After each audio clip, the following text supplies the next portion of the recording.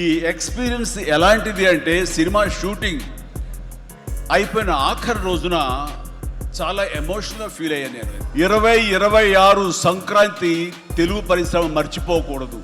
నాకు modern dress వేసుకున్న చిన్న సైజు గురువులాగా అనిపిస్తుంటాడు వెంకటేష్.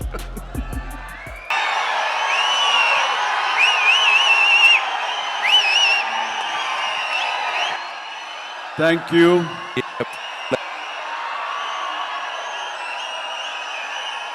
దూర ప్రాంతాల నుంచి,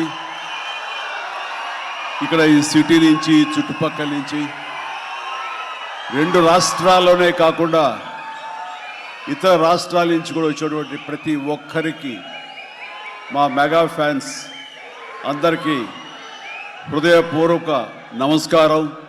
అలాగే మీకు నూతన సంవత్సర శుభాకాంక్షలు, అలాగే ముందస్తుగా సంక్రాంతి శుభాకాంక్షలు.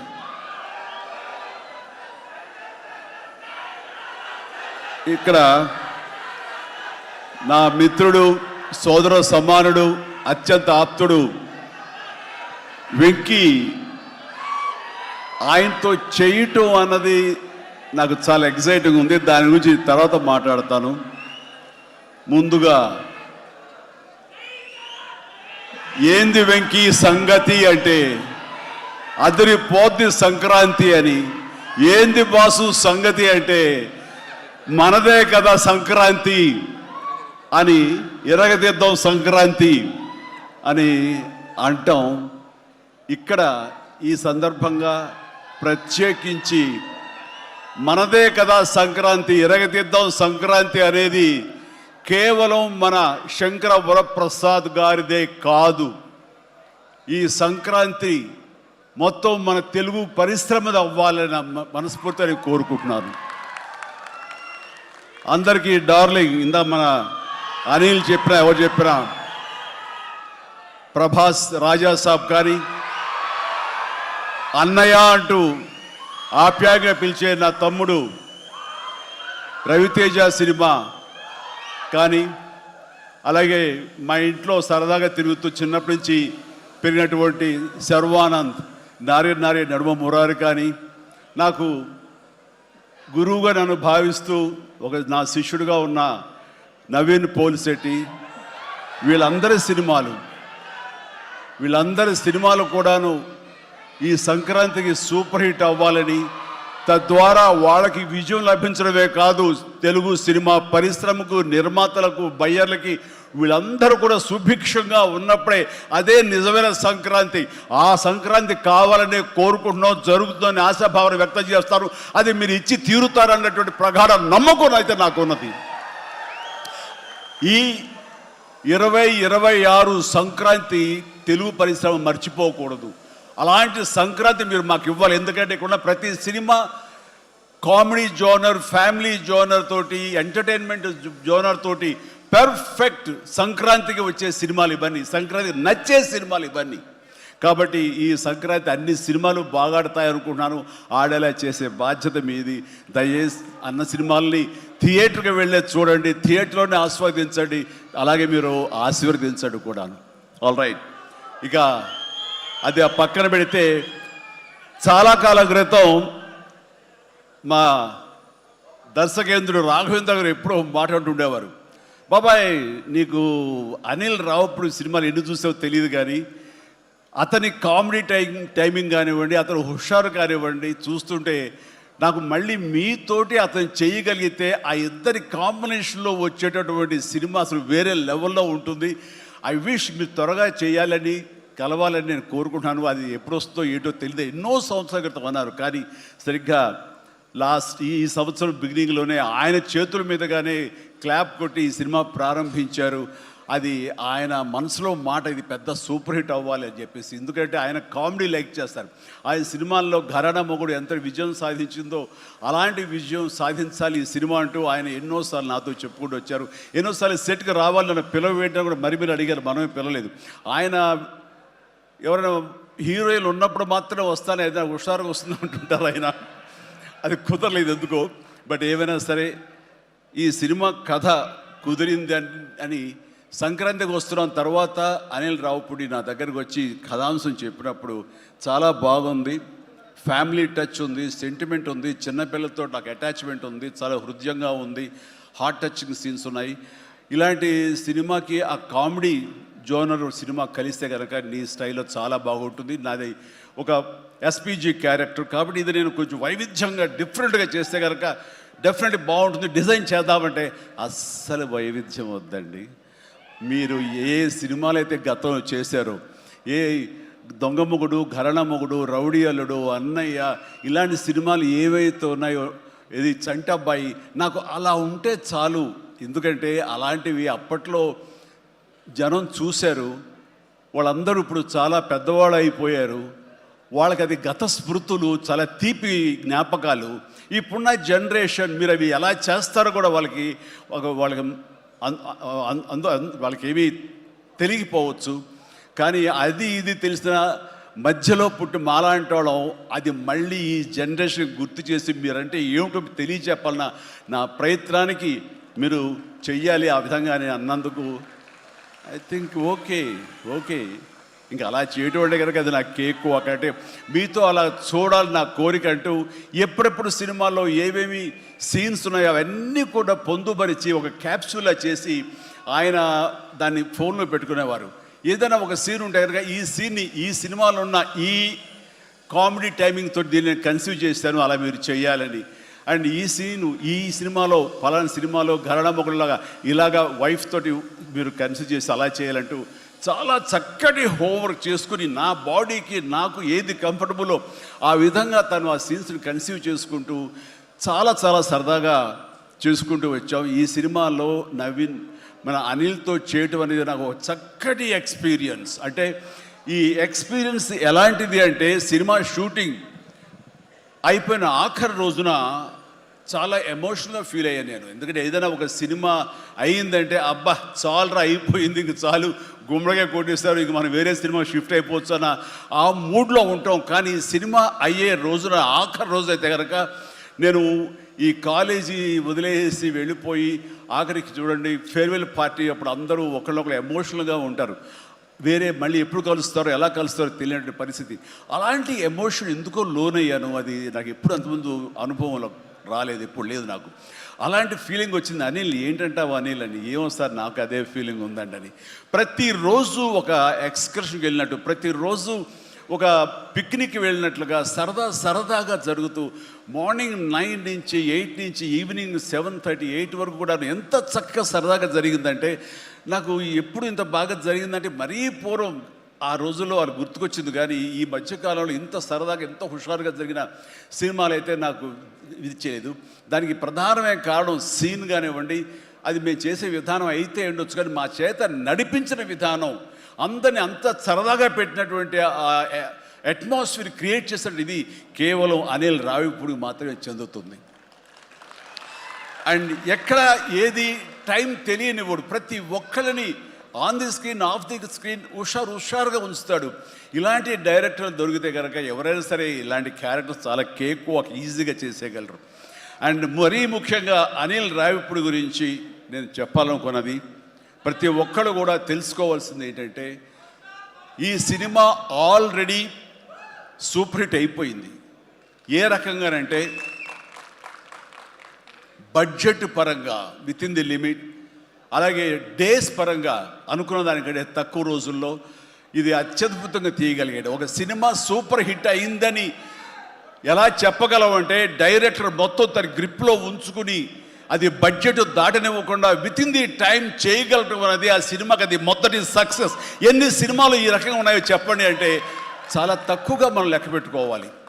ఆ రకంగా ఇది మొదటి విజయం సాధించింది. రెండో విజయం రేపు 12వ తారీఖున ప్రజల ముందు మీరు నిర్ణయిస్తారు ఎంత ఘన విజయం మీరు మాకు ఇస్తారు అన్నది.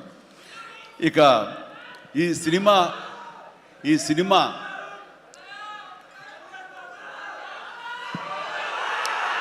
ఓకే, ఇక ఈ సినిమాలో నేను నెక్స్ట్ చెప్పుకోదగిన వ్యక్తి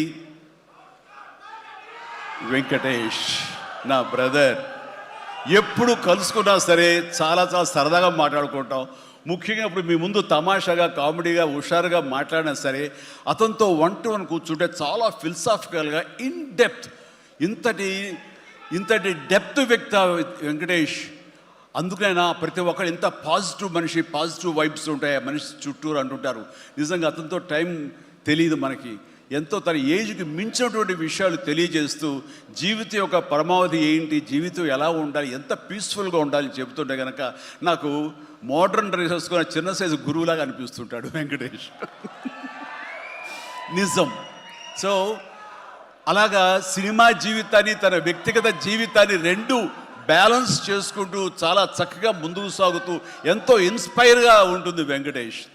ఇక ఈ సినిమాకి వచ్చేసరికి ఎలా కుదిరింది, ఇందాక అనిల్ రావు ఇప్పుడు చెప్పాడు, ఆ హింట్ ఇచ్చింది మీ ఇద్దరం కలిపి చేసేలాగా ఏదైనా ఒక ఎపిసోడ్ క్రియేట్ చేసి అక్కడ వినియోగించుకుందాం, మా ఇద్దరు కాంబినేషన్ సినిమాకు ఉపయోగపడే విధంగా సినిమాలో అంతర్భాగంగా ఉండేలాగా అన్నందుకు అని చెప్పిన విషయం. ఎలాగా ఇదేంటంటే ఒక 5 ఏళ్ల క్రితం అనుకుంటా మీ ఇద్దరం అమెరికా వెళ్ళాం. లాస్ ఏంజల్స్ వెళ్ళినప్పుడు అక్కడ మిత్రుడి ఇంట్లో కూర్చున్నప్పుడు అంత ఎదురు కూర్చొని పిచ్చాపాటి మాట్లాడుకుంటుండగా వాళ్ళు ఎవరు అబ్బా మీ ఇద్దరు చూస్తుంటే చాలా బాగుందండి, ఒక స్టిల్ తీసుకుంటామంటూ వాళ్ళు స్టిల్ దిగిపోతుంటే అక్కడ తీయదు. చిరంజీవి కూర్చుంటారు, నేను నిలబడతాను అని చెప్పేసాడు. అదేంటి వెంకీ అలా కాదు, నేను నిలబడతాను అన్నాను. లేదు ఇది నా మైండ్ లోపల ఎప్పటి నుంచో మీరు అట్లా బాస్లో కూర్చుంటే కనుక కాలు మీద కాలు వేసుకుని నేను వెనకాల నిలబడి ఉంటాను. ఇది ఒక మంచి స్టోరీకి స్టిల్ లీడ్ అవ్వాలి అంటే మన హాలీవుడ్ గాడ్ ఫాదర్ చూసారా, మెర్లిన్ బ్రాండో అండ్ ఆల్ పాచినో అలాంటి క్యారెక్టరైజేషన్స్. వెంకీ నువ్వు వెళ్ళి వాడు నరుకురా అంటే నువ్వు వెళ్ళి మ్యాస్గా నరికి వచ్చేస్తాను అంటే తనకి ఎప్పటి నుంచి ఉందో అలాంటి జోనర్ సినిమా చేయాలి, మా ఇద్దరు కాంబినేషన్లో చేయాలన్న కోరిక ఉందో ఆయన వ్యక్తపరిచేసరికి నేను చాలా ముచ్చటపడిపోయాను. అదేవిధంగా స్టిల్స్ కూడా మేము దిగాము, అది ఎవరు లీక్ చేస్తారో నేనైతే లీక్ చేయలేదు, అది బయటకు వెళ్ళిపోయింది ఆ స్టిల్స్. అండ్ అలాగా అది నా మైండ్లో పడేసరికి అప్పటి నుంచి ఈ అవకాశం ఈ సినిమాలో వస్తుంది. ఆల్రెడీ వెంకీతోటి తన మంచి సినిమా ఇచ్చాడు అనిల్ రావుపూడి, తను మాత్రమే ఇద్దరిని జస్టిఫై చేయగలడు, ఇద్దరికి న్యాయం చేయగలడు అనే ఉద్దేశంతో నేను తనకి హింట్ ఇచ్చినందుకు దాన్ని అత్యద్భుతంగా డిజైన్ చేశాడు. ఎలాగంటే ఇద్దరు దీంట్లో చెప్పలేవే లీక్ చేస్తాను భయంగా ఉంది, ఎందుకంటే ఇలా వదిలేస్తే మొత్తం స్టోరీ అంతా డైలాగ్ చెప్తాను నేను, అది బాగుండదు, మీకు అక్కడ థియేటర్లో చూసి ఎంజాయ్ చేయండి, అంత బాగుంది. అయితే వెంకితోటి నేను సినిమా షూటింగ్ చేస్తాను లేదు, ప్రతిరోజు ఇద్దరు పిచ్చిగా చేసావు, ఎంత ఎంజాయ్ చేసావంటే మీకు వీళ్ళు సినిమా యాక్టింగ్ చేసేట్టుండదు, ఇద్దరు కలిపి అల్లరి కుర్రవాళ్ళలాగా ఆ సెట్లో చేసావు, అదే క్యాప్చర్ చేశాడు, అది బాగా పండుతుంది. రేపు మీరు కూడా థియేటర్స్లో దాన్ని మీరు ఆస్వాదిస్తారు, డెఫినెట్గా ఎంజాయ్ చేస్తారు. అండ్ డెఫినెట్లీ లాస్ట్ ఫేజ్ వచ్చేసరికి సినిమా ఎక్కడికో లేచిపోతుందంటలో ఎలాంటి సందేహం లేదు. అండ్ ఆ రకంగా ఈ సినిమాకి తన వంతు పార్ట్గా, తన వంతు బాధ్యతగా తను ఒప్పుకున్నందుకు, మేము అడిగినందుకు తను ఒప్పుకున్నందుకు, ఈ సినిమాకి పూర్తి స్థాయి న్యాయం చేసి ఈ సినిమా మరో లెవెల్కి చేరుకోవడానికి దోహదపడిన వెంకటేష్కి మనస్ఫూర్తిగా సభాముఖంగా నా ధన్యవాదాలు చెప్తాను. ఏంది వెంకీ అంత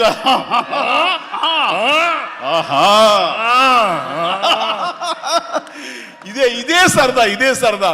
అండ్ నేను చాలా చెప్పను, కానీ సినిమా చూస్తే కనుక నేను ఎంత చెప్పినా సరే తక్కువే అవుతుంది, మీరు ఎంత ఊహించుకున్నా సరే అది తక్కువే అవుతుంది. సినిమా చూడండి, మేము చేసినటువంటి 18 రోజులు అనుకుంటా చేశారు వెంకీ. ఈ 18 రోజుల్లో ఒక 7-8 రోజులు సీన్స్, ఒక 5 రోజులు 6 రోజులు సాంగ్, ఇంకా 2 days చిన్న ప్యాచ్ వర్క్.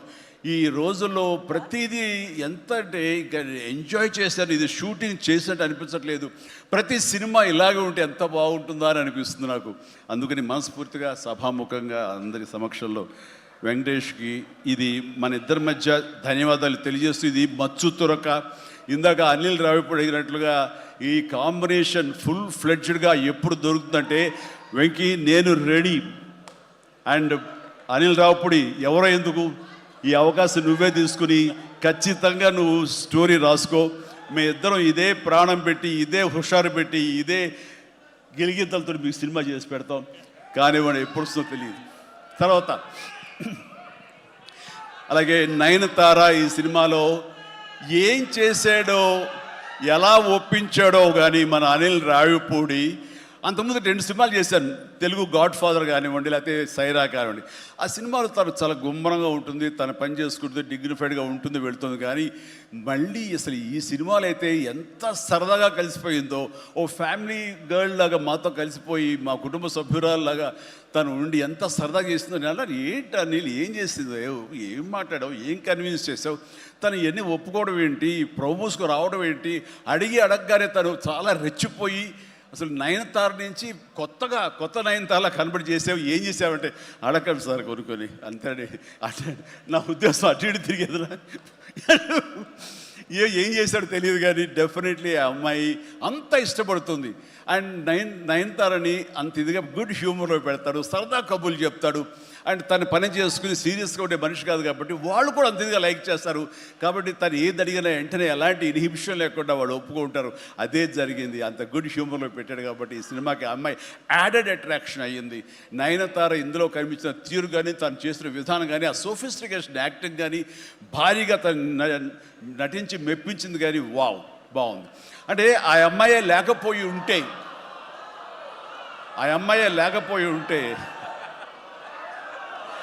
వావ్,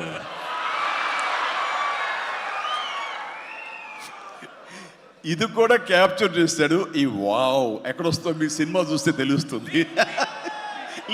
లీక్ చేసేసాను. All right. సో ఆ అమ్మాయి నయనతార తోటి అంత బాగా చేయించాడు. మీ పక్కన మీకు ఎదురు నిలబడి మిమ్మల్ని ఎదుర్కొని ఎవరైనా ఒకళ్ళు నిలబడాలంటే ఎంత అనుకుంటున్నా, ఎంత ఫ్రెష్గా ఉండాలనుకుంటున్నా, వేరే వాళ్ళు ఉండాలనుకుంటున్నా అసలు నాకు తోయట్లేదు, నాకు తట్టట్లేదు, కన్విన్స్ కాలేకపోతాను.